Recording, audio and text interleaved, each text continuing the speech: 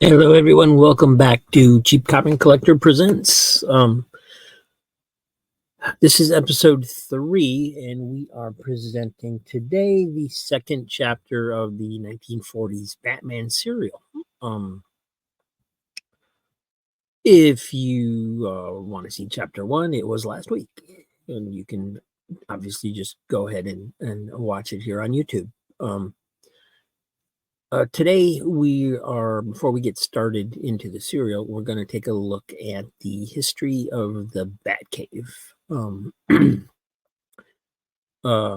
If you look on the internet and look up different articles and so forth, it will say that this serial is the first appearance of the Batcave. That's not true. It's on Wikipedia. It is all over the place, and my research shows that it simply isn't true.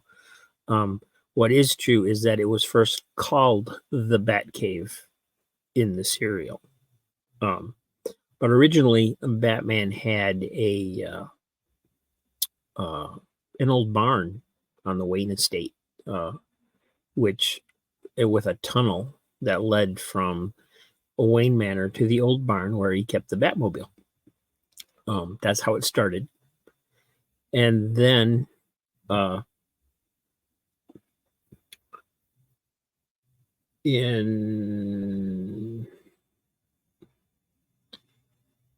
got the wrong thing queued up. Hold on for a second while I check my notes here. Yeah,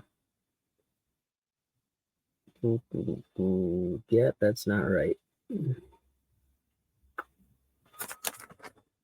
mean, what I said was right, but I queued up the wrong, I queued up the comic strip first, and that's not actually where it first appeared. Everybody said that the concept was introduced into the serial in the articles, and then it appeared in the comic strip in 1943 as well. But that's not true. But I made the mistake of queuing up the comic strip rather than the panel from Batman 12, which is where it pretty much actually first showed up. So let me stop that screen. The software will only let me queue up one screen at a time. So bear with me, and we will bring up the panel from Batman 12. There it is. So this appeared in Batman 12, which was published in 1942, a year before the serial came out. And the legend that is being told on Wikipedia and elsewhere is that the Batcave first appeared in the serial, and then it was introduced into the comic strip, and then it appeared in the comic book. Well, this is the first appearance that I could find. This is Batman number 12, 1942. And then the serial came out. And then the comic strip came out.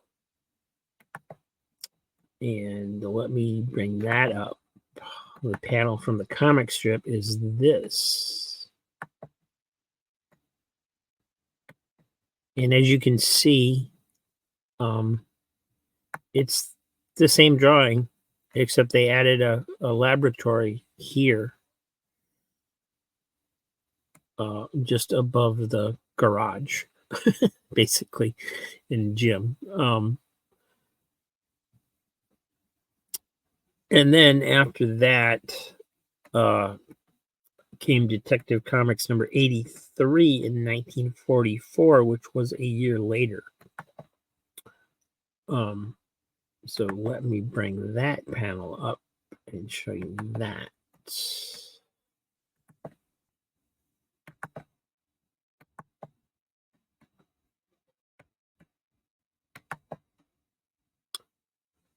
Um, let me see if I can actually bring that up bigger. I'm not sure if it works if it will do that or not. Oh, it will. Cool. So there's the Batcave as it appeared in Detective Comics 83, and you can see there's a lab and a gym.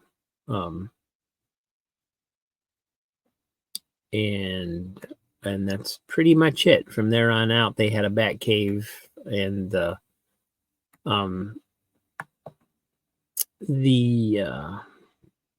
serial was responsible for naming it the Batcave, but that's pretty much on the nose considering they had a Batmobile and so forth and so on. So it probably would have happened regardless. So the serial's biggest claim to fame is pretty much false.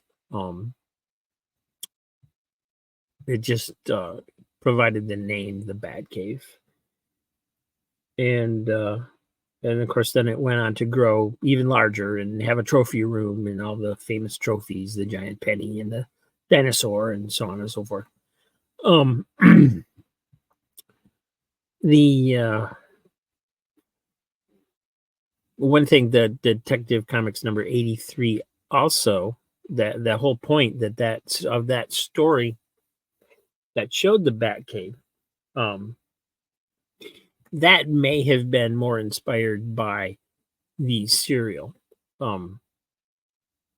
It very much ties in with something else that happened that the serial was responsible for, and that is Alfred and how he became the butler, the proper English butler, compared to the fat buffoon that he was earlier in the series. So we'll talk about that more next week when we get to chapter 3. For now, here's chapter 2. And keep in mind that there may still be Japanese racial stereotypes and insults because this was made during World War II and so forth. So I'm making this video early in the morning, and I'm sorry I did not queue up the video either. Let me get that going here.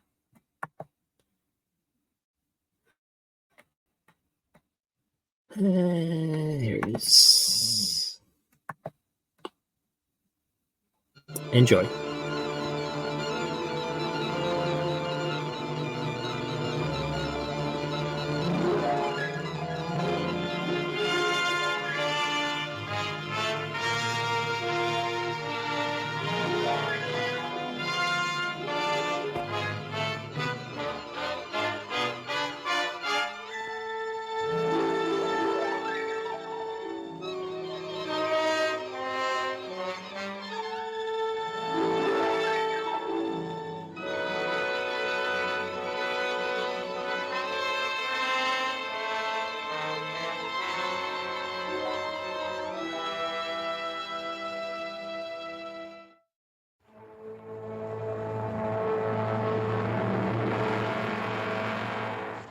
Prince Daka, sinister Japanese underground agent, has conspired to steal a cache of powerful radium.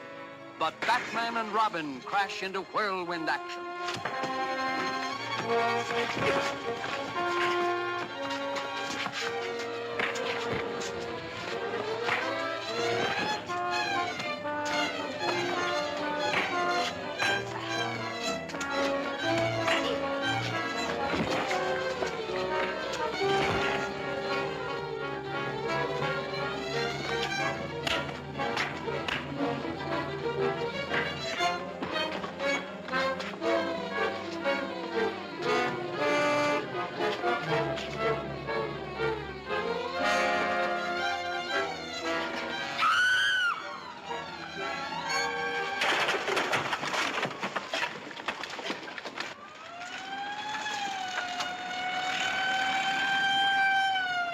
get out of here. Get the gun. Right.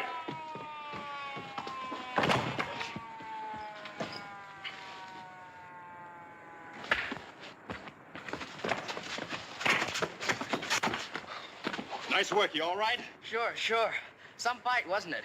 Yeah, grab that gun. Go ahead. Come along, fella. You're going with us to the Bat's cave.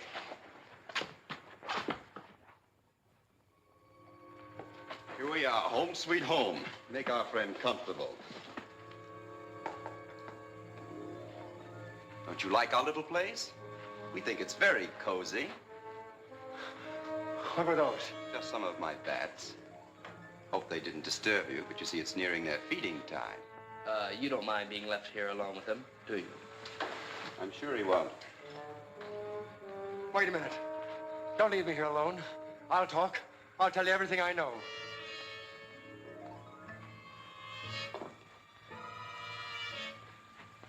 Where were you going with that radium?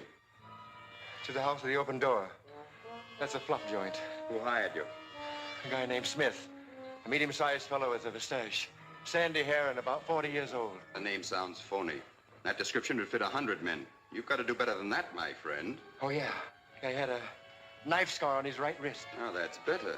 What's his racket? What do you want radium for? I don't know. You're lying. No, I'm not. I only do what they tell me to.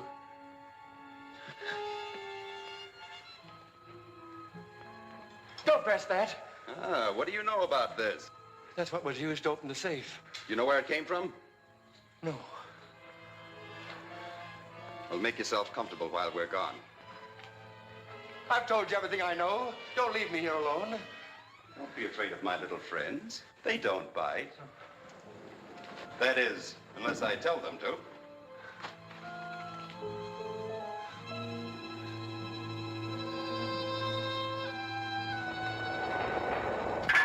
It was the hour of doom when the curse of the Tottenhams struck, and even now the clock was striking. 1. Oh, it's you. You're off the beam. Why don't you look at your face before you start bonging? 1 o'clock. Rodney Tottenham, after an exhausting day of search, suddenly awoke from a fitful sleep and reached over toward the vase on the table, when suddenly, electrically and without warning, it was shattered. The curse of the Tottenhams! You frighten as easily as our spineless friend downstairs. And we only had to use a few of our tricks to get him to talk. Thought you'd given up detective stories and mystery novels. Oh, I have, sir. But things were getting a bit dull here, sir, and I was just sharpening my wits. If I might coin a little joke. Well, get the car. We have a delivery to make. Yes, sir.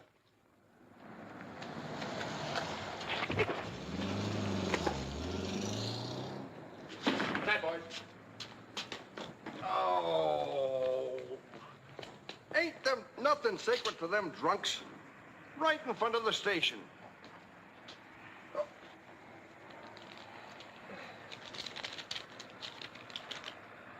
Another package from the Batman. This ought to tickle the old man. Come on, you.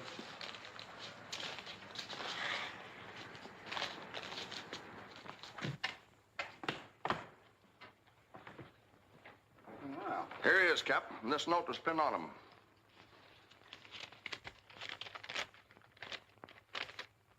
Linda Page can identify this man for you as an accomplice in the uranium robbery and the hospital murder. Batman. You know, sometimes I wonder what you two birds would do if you didn't have the Batman to help you out. At least I'm glad you had sense enough to bring him in off the street.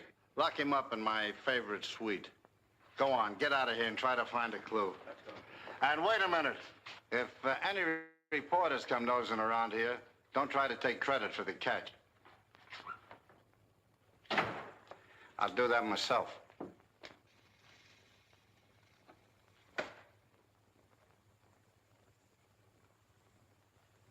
Due to the stupidity of one of our members, we have temporarily lost our secret weapon. Well, I didn't figure on running into the Batman. The Batman, a bungling amateur. I have made plans to take care of him, but my first objective is to get back our radium gun. It was lost at the Gotham City Foundation. An employee perhaps may have found it. A young lady, Miss Linda Page, who happens to be Warren's niece, is employed there. She would know. Then let's question her. We will arrange a meeting with her to discuss this matter in private. You think you can fool that Page dame? Why not? Well, she might know her uncle's voice too well. How could she? He's been in stir for 5 years.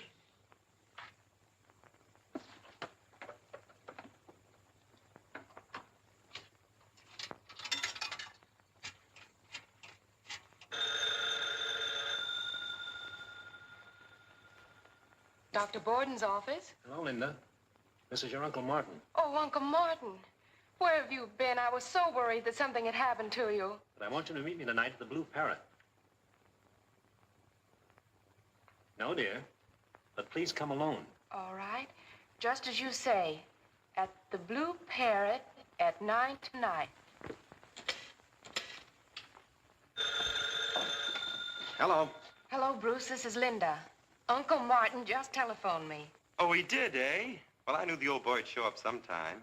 I'm meeting him tonight at the Blue Parrot. Well, that's fine. I'll go with you. Well, all right, then. But I'm very disappointed. I've been resting up all afternoon to get myself in condition for a dance or two. All right, I'll see you tomorrow. Goodbye. But he called on me today to meet her at the Blue Parrot. He wants her to go alone, and I don't like that. Well, that doesn't stop us from going there by ourselves, though, does it? Not a bit.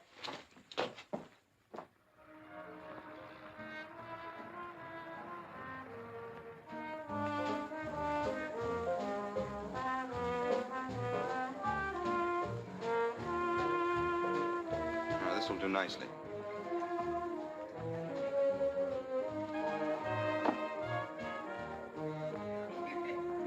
She's sitting over there. Her uncle hasn't shown up yet. We go over and say hello? No, she made it plain she didn't want us. Beg your pardon. A phone call for you, Miss Page. Mr. Warren. The phone's on the line. Thank you. See where she goes. Don't attract her attention.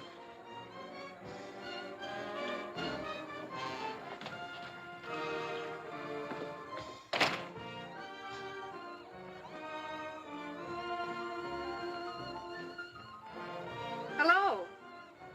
Hello, Uncle Martin. This is Linda.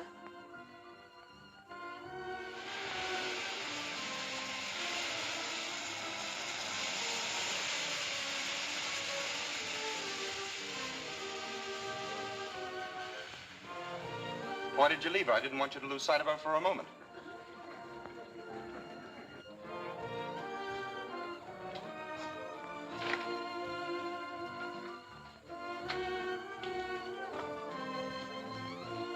She's gone.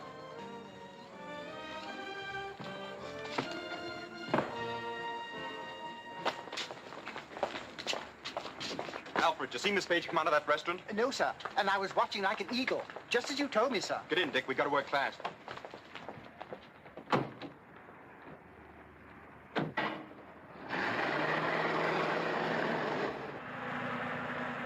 Where are we going, Bruce? We're paying a little visit to the House of the Open Door.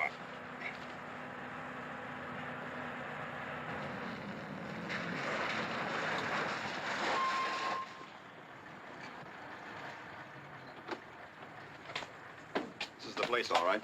Give me those papers, Alfred. We better take out our radio transceivers just in case. May I go along, sir? You'd be more helpful if you stay here. Oh, but if trouble comes, I'd be a great help. I'm strictly, as you say, on my heels, sir. You mean on your toes, Alfred? Oh, yes, that's it, sir. On my toes. Go ahead.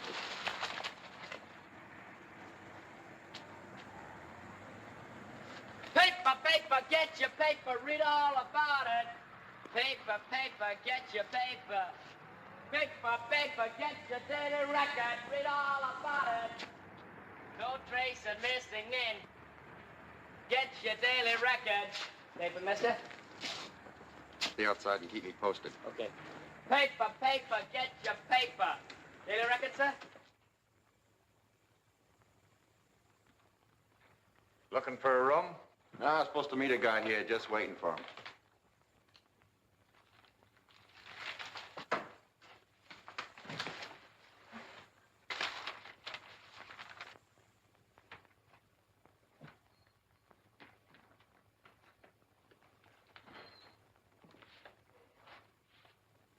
Paper, mister? Yeah, I'll take one, son.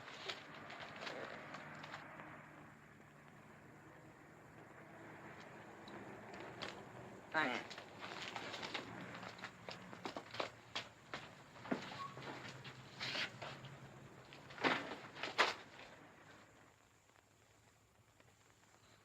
Bruce. Yes? Man with scar on wrist just entered. Good work, Robin. How about a bid? Got anything on the top floor? You'll have to register. That's the law.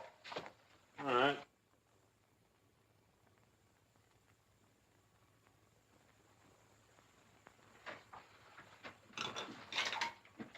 Room 50, third floor.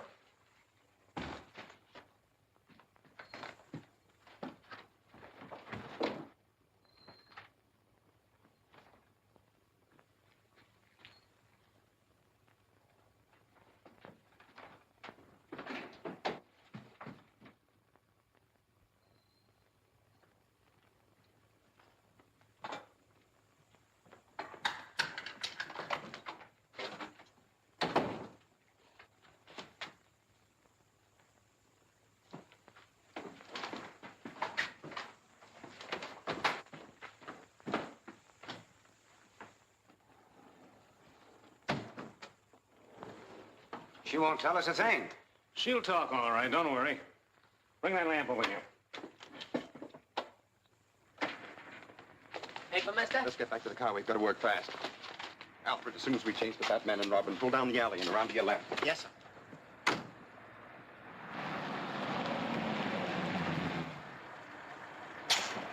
That lighted window on the third floor is the location of the room I saw Scarus go into. Get the rope, Dick. Alfred, drive down the alley and turn the corner.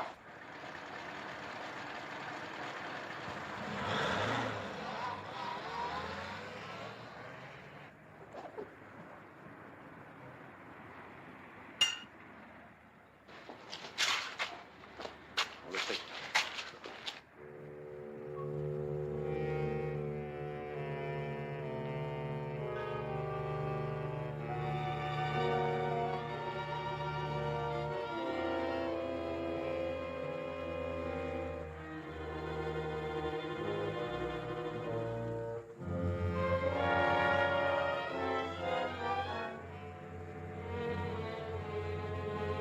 Come on, quit stalling. Where's that radium gun? I don't know anything about it, I tell you.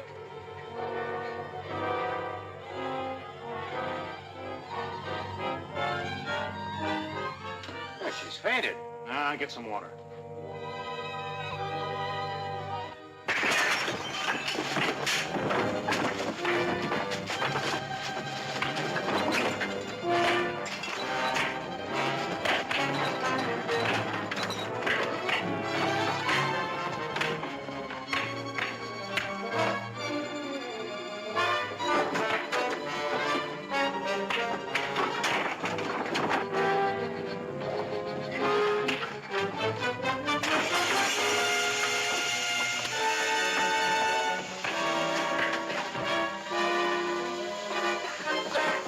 What are you doing?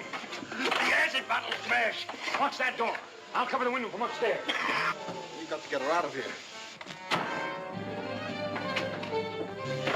No, not that way. Wouldn't stand a chance. Out the window. Go ahead. I'll follow you.